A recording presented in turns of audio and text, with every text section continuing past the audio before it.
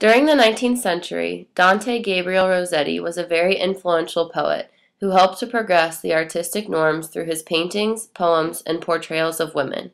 He used women as muses for his paintings and poems, allowing him to express his unique views.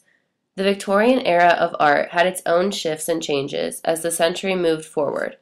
During Dante's time, his works and collaboration with other artists initiated a shift from classicism to post-impressionism. Classicism was characterized by form, simplicity, and bright color in the paintings, and reason, clarity, and ideal beauty in its literature. Dante's work incorporated a more realistic representation of his subjects, and he relied on the use of shadow and darker symbolism to deviate from the surreal and bring out underlying truths. Largely due to Darwin's studies in biological determinism, men and women were regarded in very separate ways. Men were thought to be suitable for the public side of life, and women for the private and home life. Women were often described as weak, timid, dependent, domestic, and reserved. Early Victorian artists used idealistic techniques to portray women as goddesses. A woman's ideal beauty symbolized their ideal behavior as a 19th century trophy wife. Dante used women's beauty to symbolize the power that they hold over men. Dante Gabriel Rossetti was one of the founders of the Pre-Raphaelite Brotherhood, along with other artists such as William Holman Hunt, John Everett Milius, William Michael Rossetti, James Collinson, Thomas Woolner, and F.G. Stevens.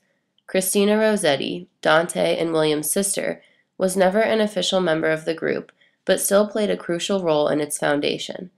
This group intended to influence the art of the 19th century by resisting the elegant compositions and classical poses of artists such as Raphael, for they believed them to be forces responsible for the degradation of art as an institution.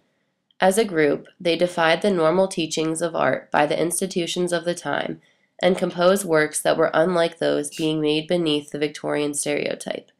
This group, along with Dante, was responsible for producing art that strayed from the expected to encompass a more realistic interpretation of the world.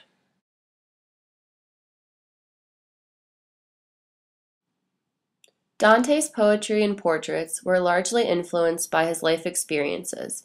Even his profession was basically decided at an early age. Son of Gabriel and Frances Rossetti, Dante grew up influenced by his father's profession as a professor of Italian at King's College in London. Dante and his siblings grew up surrounded by affluence and knowledge. Dante attended King's College from 1837 to 1842. He then continued to study art at the Royal Academy, but was not satisfied by his teachings and quit to study under Ford Madox Brown. Dante's siblings, William and Christina, both continued on to have successful careers in poetry and other forms of art. Dante became enchanted by his future wife, painter and writer Elizabeth Eleanor Siddall. They became engaged in 1851. By the time the marriage was finalized, it was 1860. Elizabeth and Dante depended on one another to further their artistic abilities and interests. Elizabeth was provided tools and equipment for her art, and Dante used his wife as one of his only muses. The relationship would be filled with sickness and tragedy later, but when Dante was younger, his images of women were reflected through the allure Dante felt from women. The poem The Blessed Damsel was written by Dante in 1847 when he was 18 years old. These are the first few lines of The Blessed Damsel. The blessed damsel leaned out from the gold bar of heaven. Her blue grave eyes were deeper much than a deep water even. She had 3 lilies in her hand, and the stars in her hair were 7. Her robe, ungirt from clasp to hem, no wrought flowers did adorn, but a white rose of Mary's gift on the neck meetly worn. And her hair, lying down her back, was yellow like ripe corn. Her seemed she scare had been a day, one of God's choristers. The wonder was not yet quite gone from that still look of hers, albeit to them she left her day had counted as 10 years. Quick. During his time, women were portrayed as particularly useless for anything other than being a housemaker. Rossetti's poems challenged this as he glorified women to perceive them as valuable and talented. Almost all of Rossetti's works use several keys, reoccurring elements, to exalt women and their qualities. The Blessed Damsel is one of Rossetti's most famed poems, and the first several lines highlight many frequent aspects of Rossetti's style. For example, Rossetti often used extensive allusions, as he does 3 times in these few lines. He usually uses these references to emphasize women's beauty, as here he mentions that the blessed damsel leaned out from the gold bar of heaven. He also uses metaphors, often those involving nature, to stress women's specific qualities. Here, for instance, he says, "Her blue grave eyes were much deeper than a deep water even, and her hair was yellow like ripe corn." He uses nature in his poems on many other instances as well. Rossetti's use of nature, metaphors, and allusions all play into the string imagery he creates, which is one of his main tools used to convey and emphasize a woman's beauty or specific features. He also utilizes I-rhyme in this section in particular, which makes the work flow together. His literary devices, as they are evident in almost all of his many poems, were a key part in his process as he started the transition in the perception of women. They greatly aided him in glorifying women and present them in a different perspective than was popular in his time period.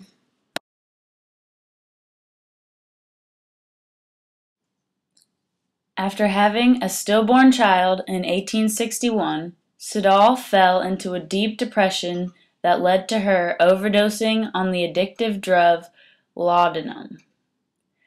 On February 11, 1862, the day after the overdose, Elizabeth Siddall passed away. As a testament to his deep connection to Siddall, Rossetti buried his only copy of the poems he had written in her honor with her body. This tragedy deeply affected Rossetti and his view of women in general, which is in turn reflected in his later poems and paintings.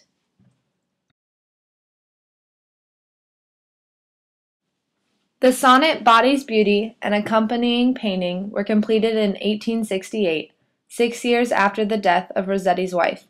By this time, Rossetti's opinion of women had shifted from honoring their powers to condemning their abilities to deceive and manipulate. Of Adam's first wife, Lilith, it is told, the which he loved before the gift of Eve, that, ere the snakes her sweet tongue could deceive, and her enchanted hair was the first gold. And still she sits young while the earth is old, and subtly of herself contemplative, draws men to watch the bright web she can weave, till heart and beauty and life are in its hold. The rose and poppy are her flowers, for where is he not found, O Lilith, whom shed scent, and soft shed kisses, and soft sleep shall snare? Lo, as that youth's eyes burned at thine, so went thy spell through him, and left his straight neck bent, and round his heart one strangling golden hair.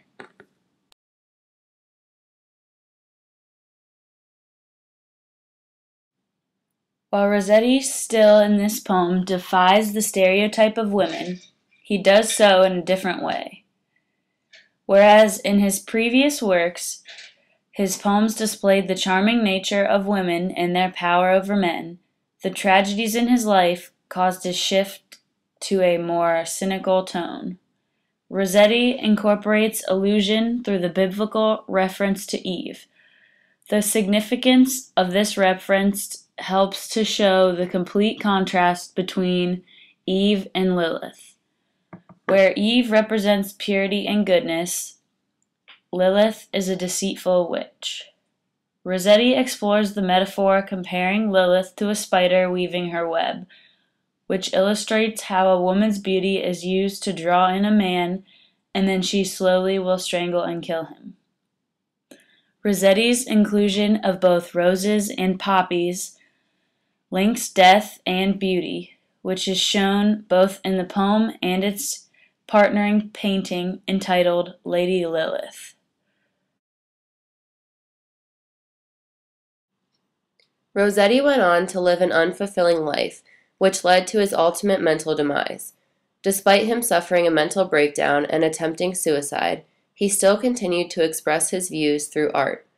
The works The Blessed Damsel and Body's Beauty reflect not only the shift in Rossetti's personal perspective of women throughout his life, but also the effect it had on literature and art. Rossetti will be remembered not for how his personal life took a turn for the worst, but instead for his revolutionary views concerning women and his innovative and unique literary style.